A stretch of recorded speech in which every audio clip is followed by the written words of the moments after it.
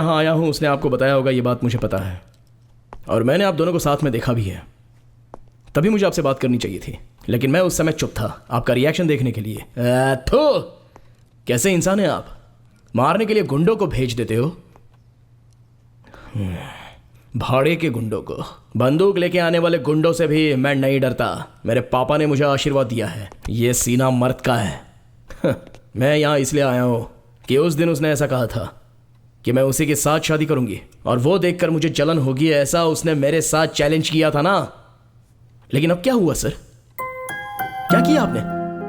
मैं गरीब हूं इसलिए आपने मुझे रिजेक्ट कर दिया था ना, और आज आपके ही पैसे ने आपकी बेटी के साथ क्या कर दिया? क्या हुआ सर उसकी लाइफ में?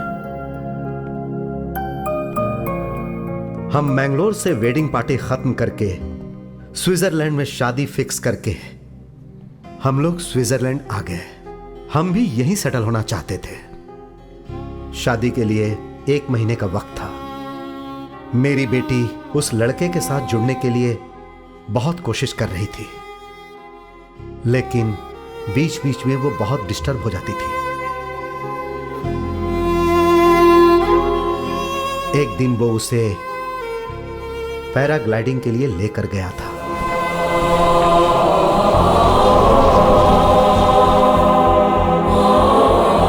लेकिन किस्मत देखो, वो हुक पहनना भूल गया था, और जो नहीं होना चाहिए था वो हो गया।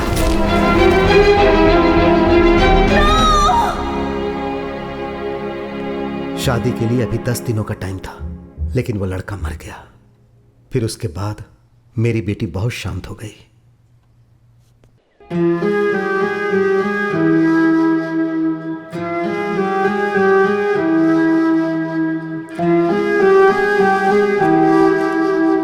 फिर जब भी देखो उसे, वो अकेली गुमसुम नजर आती थी, किसी के साथ बात नहीं करती थी। घर में भी वो ऐसे ही रहती थी।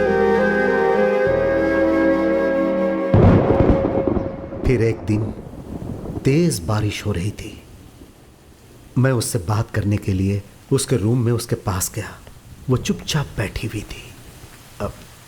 अब बेटी, देखो ना, जोरदार बारिश हो रही है। जाओ बेटी, जाकर भीगो ना। मां से नहीं मिलना है क्या? नो।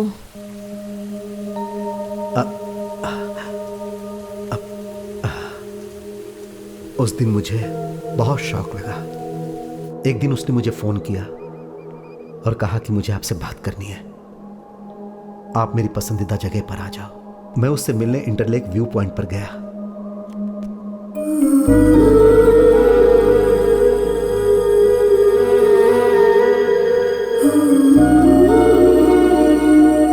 बॉबी बेटी, जिससे मैंने प्यार किया था उससे शादी नहीं कर पाई। Not the person you chose for me. No more marriages in my life papa. आज के बाद शादी की बात भी आप नहीं करेंगे। मुझे शादी नहीं करनी है पापा। ठीक है बेटी, I am sorry.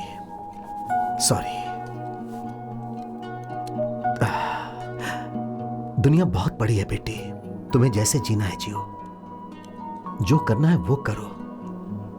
Live your life बेटी, जहां रहो खुश रहो। ठीक है?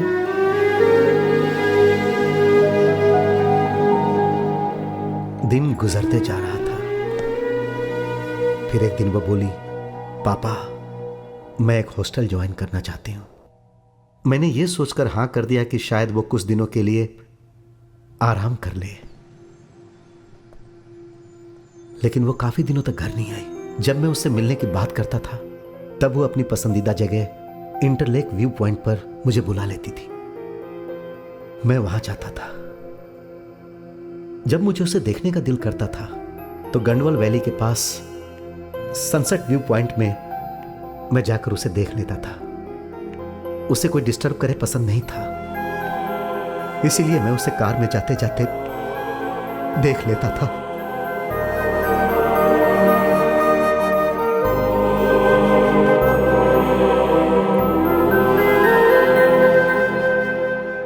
ज्यादातर समय वो चर्च में ही बिताती थी।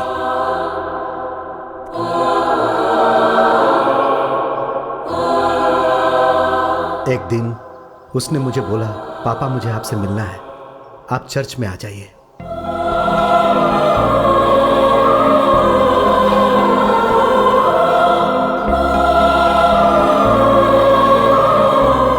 एक्सक्यूज मी,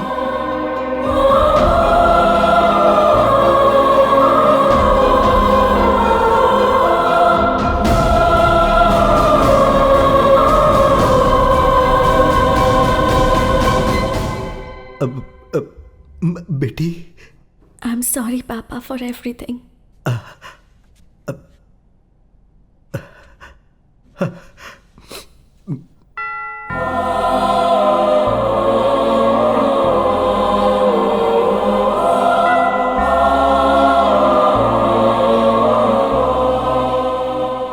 इस खूबसूरत दुनिया में सब खुशी से रह रहे हैं, लेकिन मेरी बेटी गूंगी बन गई। उस दिन से मेरी सारी खुशियां पूरी तरह से मिट गईं। लेकिन अब मुझे एक आशा की किरण दिखाई दे रही है, और वो तुम में है।